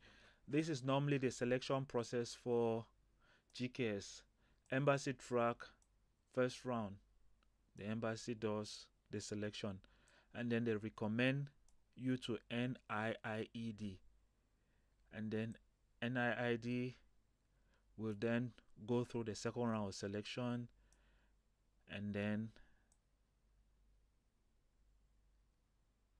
selection is also done by the embassy finally. So maybe from the first round, embassy might send maybe 20 students. We'll recommend 20 students to NIIED. NIIED will then evaluate, and then they'll probably reduce the number to 10 and then send it to embassy, and then maybe they only need 7 students. Embassy will then select only 7. University track, first round. It's done by the university, and then they will send it to NIEED. And the NIEED will do the second round of selection, and then they declare the results. It has nothing to do with the embassy. So the process is short for university track, but for embassy track it's long because it has to go back to the embassy. And these are the deadlines for embassy track. They say first round selection will be carried out sometime in February or March, and then they'll recommend candidates to NIIED in April, early April, and then they will do selection in late April, and then May the embassy will do the selection, and then results will come out in June. That's why you would have to then submit your graduation certificates by July.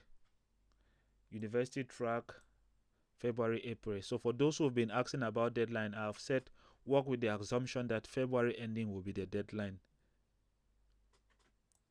So they will submit it to NIEED, and then NIEED will do the selection by May, and then results will be out by late June. So this is the process selection timeline with important dates. Normally everything happens at studyinkorea.go.kr. So you have to make sure you go through, always check that website for important information on deadline. So announcement of first round of selection, it will be announced on the website, announced by each Korean embassy and university. Each embassy and university establishes its own selection plan and schedule. Application submission, embassies and university application deadline are set by each embassy and university. Please check the website of each institution.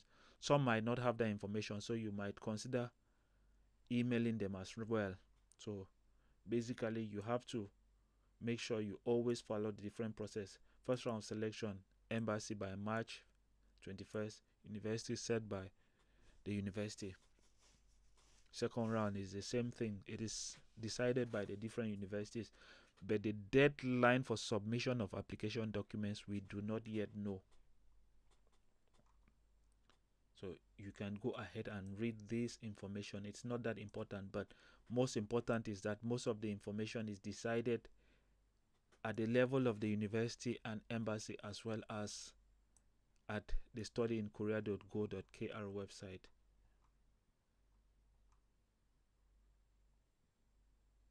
So application period, they say please check the website of each embassy and university. Applicants who do not pass the first round of embassy track may apply to the university track. This is what I talked about. So if you apply through embassy track and at the interview you were not selected, it's okay to apply for university track. Successful candidates, including reserve candidates of the embassy track, cannot reapply to university track. So if you succeeded in the embassy track to go through the interview and then got to the level of NIIED, you can no longer apply for university track. If you apply, it will be considered as double application. Such applicant must check if they can meet the application deadline at the desired university. Items to note when filling out the application form. Both embassy and university track applicants must put the official name of the university department they are applying to. We will make another video on how to fill out the application form. Applicants can only apply among the university and departments listed in the university information file. If an incorrect department is written on an application, such application may be disqualified in the evaluation. Applicant's English name must match the name in their birth certificate or passport. So make sure you don't make any mistake. It might delay even your visa processing. You must make sure you don't make any mistake in the application file.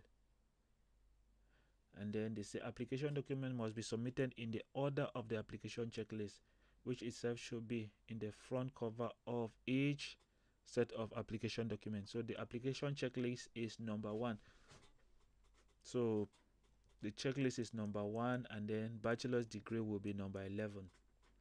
So you have to follow the checklist and place your documents according to the checklist.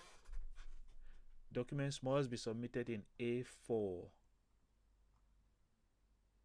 They say embassy track applicant must check the following when filling in the desired university. Applicants can select up to 3 different universities. Applicants cannot choose 3 different universities from a single university. 3 different departments from a single university.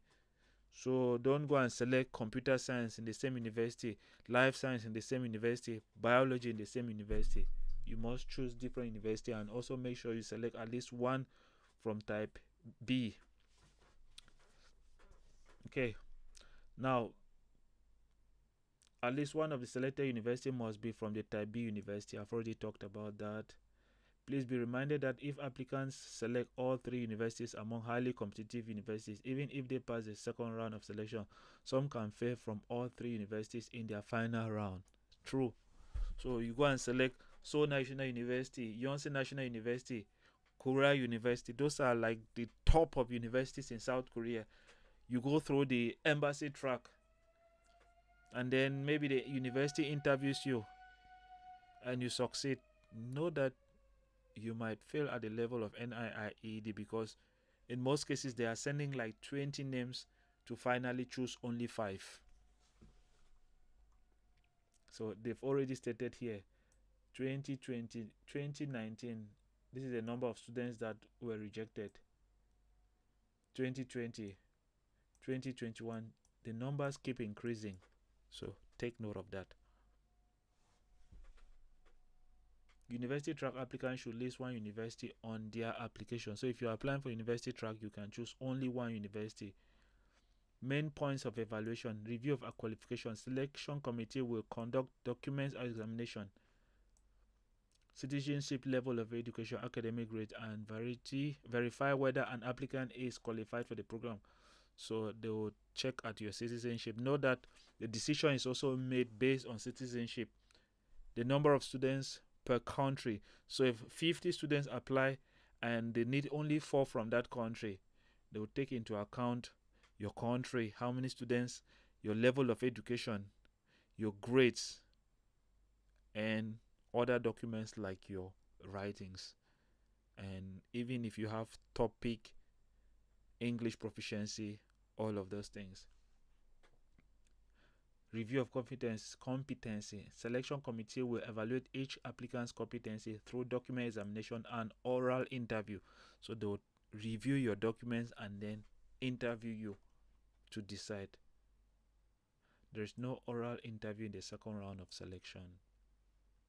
Vacancies. In both embassy and university track, if vacancies occur in the second round of selection at NIA due to insufficient number of recommended candidates or due to the candidate's ineligibility, candidates from other countries may fill that space. So let's say they want 20 students from India and all the students who applied from India are ineligible for application. So maybe they do not meet certain requirements like their GPA, or maybe they did not provide document to prove their nationality. All of that can disqualify them. Authenticity check if necessary. And NIIED may inquire about the facts within the application material due to the relevant government and university. So that's why you give them the authorization to verify your documents. There's one document there that says you should give them the authorization to check your, so that you don't provide them with fake documents. Applicants who hold a topic 3 or above will be given additional points, 10% of the total allocated points. So those students who are also from Korean descendants, they get some point. Applicants to the science and engineering department will be given additional points, 5. Wow. And this is how it has been broken down. If you have topic level 5, 6, you have 100% of total score. That means if they are giving 10 points, you have all the 10 points. If you have level 4 topic, you have 9 points. If you have level 3, you have 8 points. Level 2, you have 7 points. Level 1, you have 60 points. So it's at least you should have some topic. And then the same thing for IELTS. These are things that can give you an edge in your application. So that's why I always tell people, if you can learn Korean language, learn it. If you can get an English test, get it. They have extra points here. This one will give you extra points. If you have topic or English proficiency, you have extra points. This is for overseas Koreans. We're not going to talk about it. Final announcement of final successful candidates, embassy. Embassy track applicants who pass the third round selection should notify their final choice of university to NIID by email. So you have to email the university by June 13 to decide the university that you want to study at. One cannot revise the university after the final decision is made.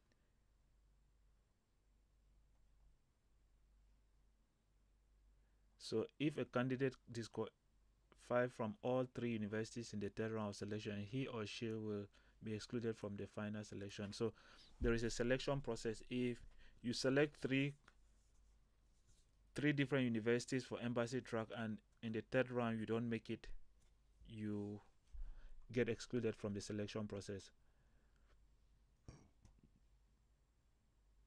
So among the successful candidates of the second round university track or the third round embassy track, those who newly achieved topic level 5 or 6 should send their topic certificates via email. So if you have topic, to get that extra point so that they can then add it in the third round of selection and then maybe choose now the students who succeed in the scholarship. Make sure by June 13 you send your topic and English score via email. NIIED will classify those who have obtained topic level 5, 6 as those who entered degree program. So if you have topic 5 or 6, you no longer need to study Korean language. They would then just make it in such a way that when you go to South Korea, you just go and begin your degree program. NIED will notify the list of successful candidates to embassy and university track and post the final announcement on the Study in Korea website. I don't need to talk about this because I've already talked about it, that you must have a topic that carries one of these numbers. It's either from 87 to 99. So to know the final results, it is at studyinkorea.go, and then they'll send you invitation letter if you succeed in the scholarship. Successful candidates, important notes for successful candidates. Final successful candidates withdraw. If a final successful candidate wishes to withdraw from the program after the final announcement, he or she should submit a signed letter of scholarship renunciation. So if you decide that you no longer want to get the scholarship, you must sign a document that says that you no longer want to get the scholarship. Once a scholarship is renounced, it cannot be revised. Final successful candidates who renounce their scholarship before the enrollment cannot reapply for the GKS program for the next 3 years. So know that if you spend your time to apply and then finally say no, you're no longer applying for GKS, know that you might not be eligible to apply for GKS for the next 3 years.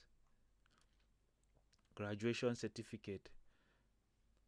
So we talked about the fact that you must submit your document by the 31st of July, and this is the address that you would have to put on the envelope that carries your graduation certificate and transcripts. So selected scholars should prepare multiple copies of Apostille or consular confirmed graduation before they enter Korea. So make sure you carry copies of your authenticated documents to South Korea when you go to Korea.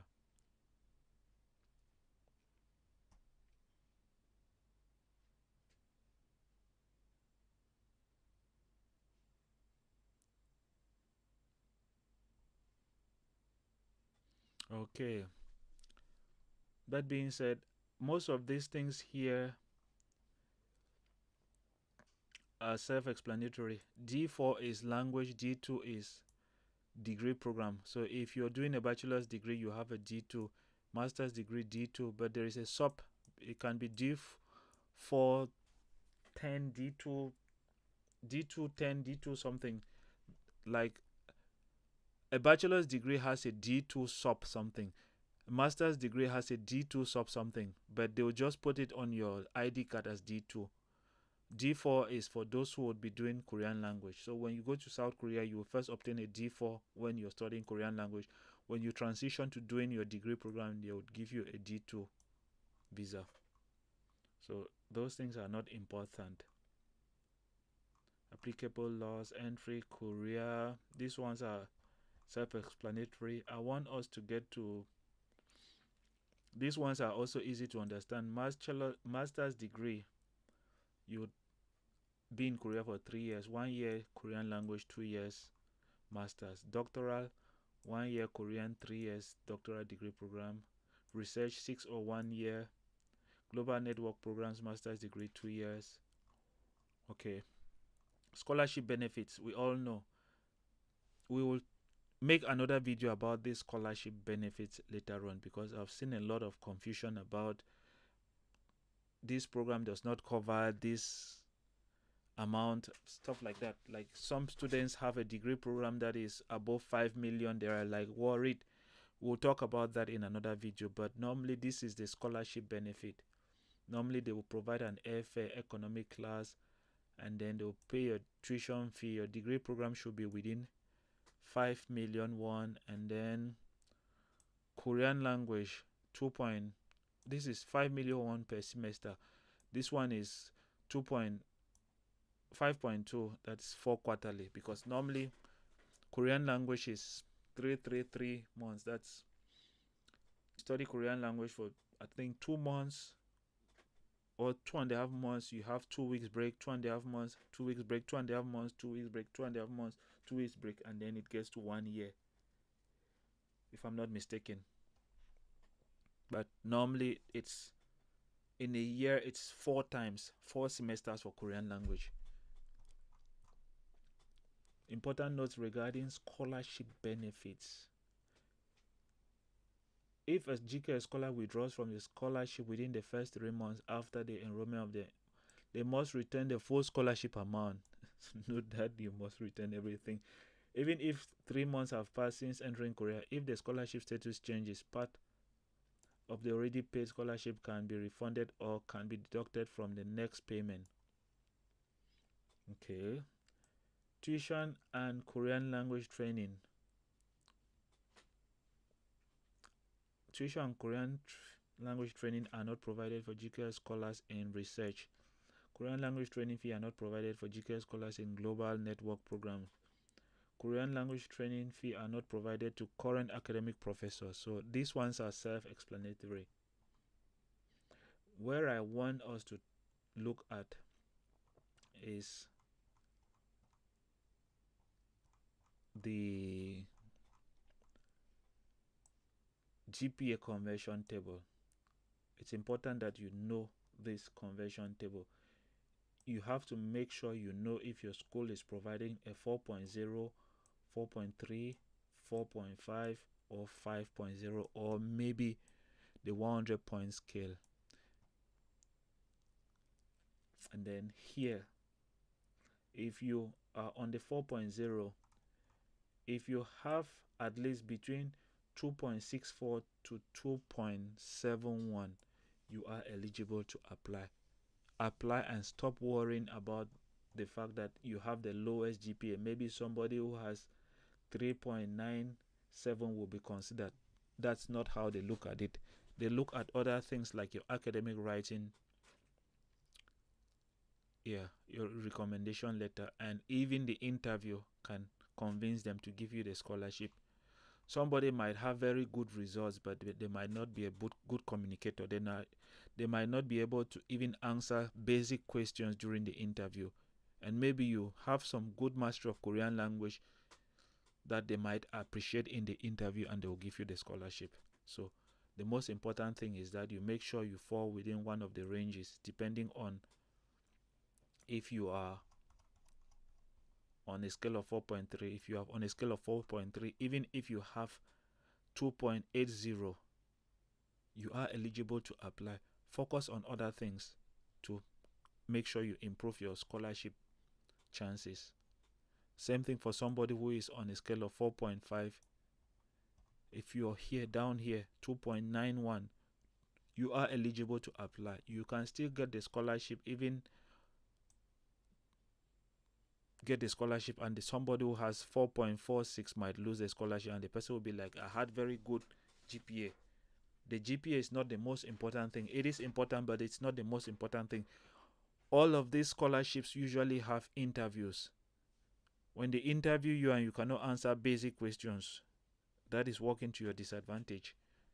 Also, if your school is using a 100-point scale, you can use it. If you have 80 or 81, if you fall down here, don't worry. The most important thing is that you are within the range. Apply. That being said, this video has been very long. I will make other videos where I will talk about some of these things to be specific. The videos will be maximum 10 minutes long. So that being said, if you know you've not yet subscribed to the channel, make sure you do subscribe. I will see you in the next round. It's already midnight. Good night, everyone, and good day to those who are in countries that are still